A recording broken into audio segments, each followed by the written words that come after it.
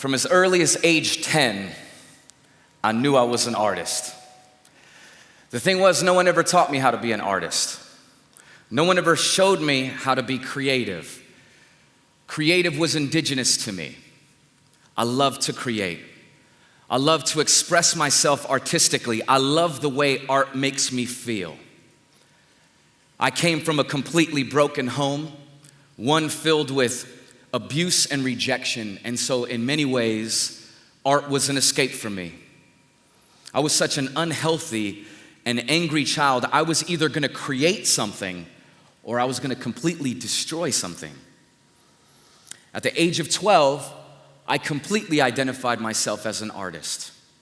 I sought out people who shared similar artistic tendencies. I was part of an artistic community, one filled with painters, illustrators, designers, singer-songwriters, rappers, all who expressed themselves creatively. And the one thing that we shared in common was we all made art because we wanted to feel. By the time I turned 18, by the grace of God, He was pleased to save me. And God changed my heart, changed my desires. And when that happened, I was moved from this artistic community, one that expressed itself primarily through feelings and emotions and aesthetics, to this new Christian community, one that placed most of its emphasis on truth and wisdom, belief, and the mind. And it was good for me. I needed it. But this was very difficult for me because for many years, I lost a sense of myself. I lost my ability to feel and express because I believed that in order to do good art and in order to express myself artistically, I had to disconnect from the mind and tap into my feelings and my heart. I mean, that's how you make good, meaningful, and honest art. You don't think about it, you just feel it. And this was difficult for me because it was so obviously incompatible with Christianity. Christianity was very logical and rational. And so as a young Christian, I was trying to live somewhere in between these two worlds of intellect and imagination. And my church, bless them, they were so sweet, tried to create a safe place for me to express myself artistically and create, but it didn't work. It was too sterile and stoic. And even though I was growing in grace and knowledge, the truth is I almost altogether lost my sense of expression and imagination. Now I've been a Christian for over 22 years, and the truth is I'm still trying to live somewhere between these two worlds. And it's not just me. I see this same repeating pattern in the lives of most Christian creative evangelicals. Christians who want to make good art and express themselves creatively, but feel in order to do so, they must champion the heart and escape the boundaries or the constraint of the mind. And so this is why creative Christians really don't care about theology, because theology is so closely related to the mind. Whereas creativity, well, we can all connect with that because that speaks to the heart. That speaks to expression, emotion, and feelings. I spend most of my time traveling the country, engaging with Christian creatives, and this is just the way it is. When it comes to creativity, most people, the mind is always pitted against the heart. The intellect is in constant conflict with imagination. The question is, how did we get here? Because it wasn't always like this.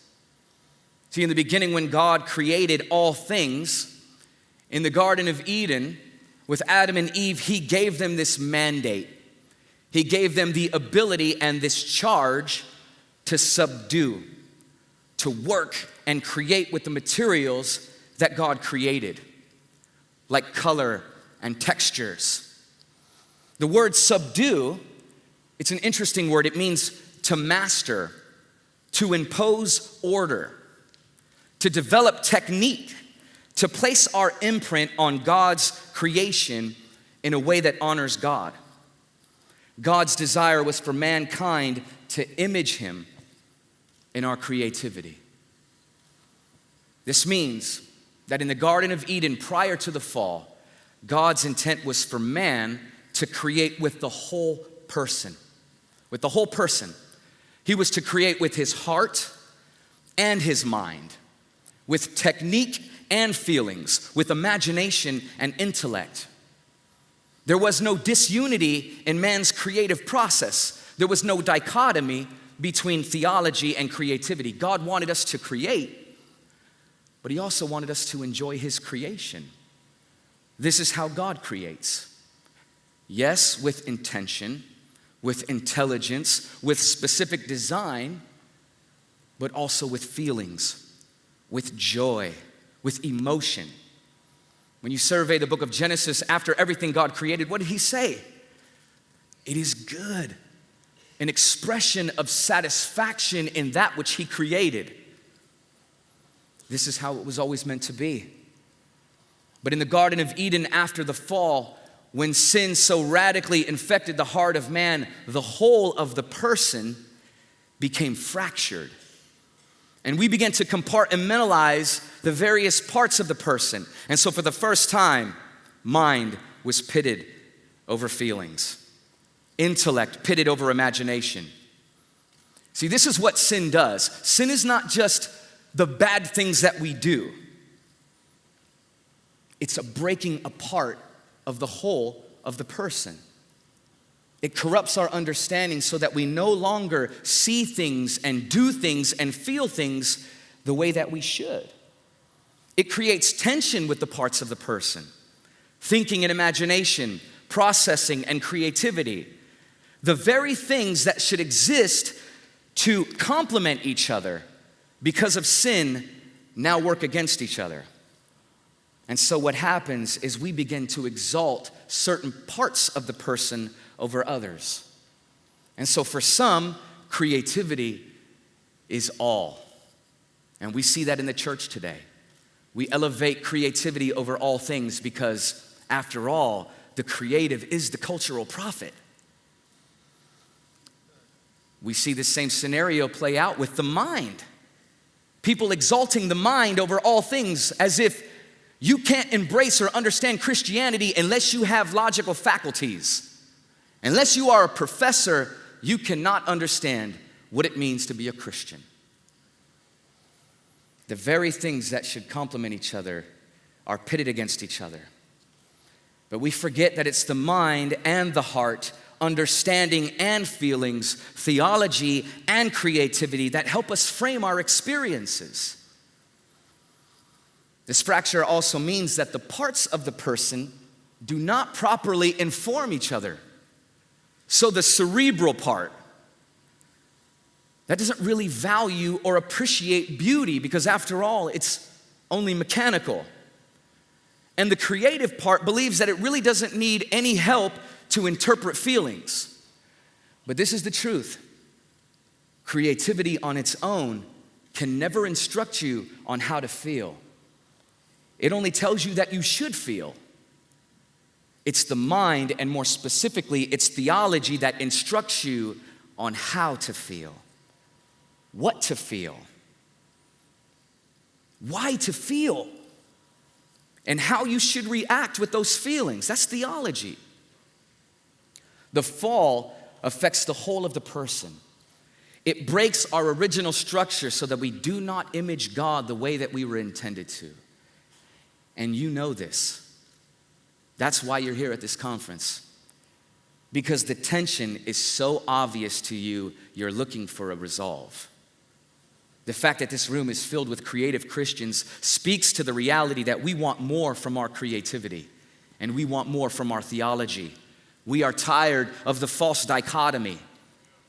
But brothers and sisters, listen.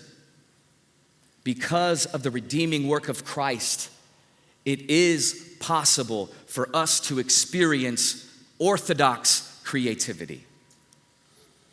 It is possible. The way we get to orthodox creativity is through orthodox theology. See, we were made in the image of God, And Jesus is the image of the invisible God. And we are being transformed into the image of Christ with new hearts and new minds that image Jesus properly. So for those who are in Christ, he is rebuilding our structure. He is putting back together the fragmented pieces of the person so that we can begin to create more and more in the ways that we were intended to. And there is less and less tension between the parts of the person. What Christ does through his redeeming work for the Christian is shatters the false dichotomy of mind and heart. He shatters the false dichotomy of intellect and imagination. He shatters the false dichotomy of theology and creativity. Brothers and sisters, I believe that Christians have the capacity to create the most amazing, fascinating, breathtaking art. And the reason why I believe this is because Christians uniquely have the mind of Christ and the heart of Christ.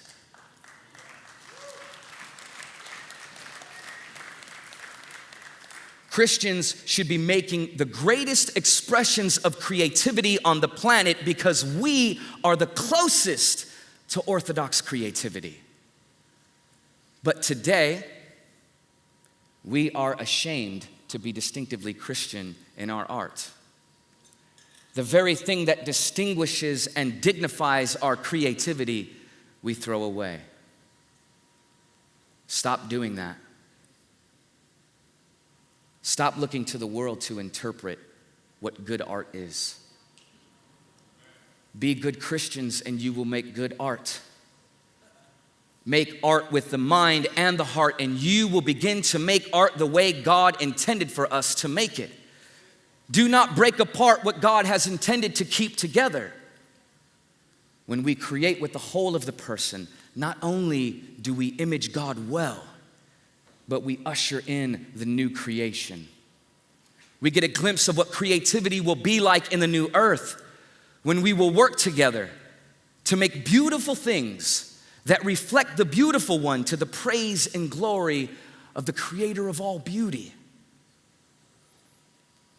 So, brothers and sisters, as we create, even though we create with the residue effects of the fall, and even though that residue has fragmented and broken our structure, we are being rebuilt by Christ. He is transforming our hearts and our minds, and when he does that, he is moving us backwards to Orthodox creativity, but at the same time, he is moving us forward to the new creation,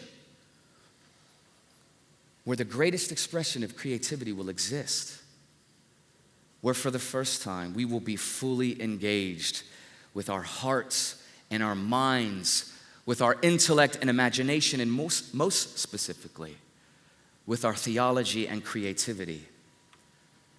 So, brothers and sisters, as we make art in the already but not yet, make our creativity and theology inform each other to make the most magnificent, breathtaking, beautiful art that pleases us and causes us to feel, but most importantly, pleases God and gives the creator of creativity the glory that he deserves. Go and make good art, fully engaged with mind and heart.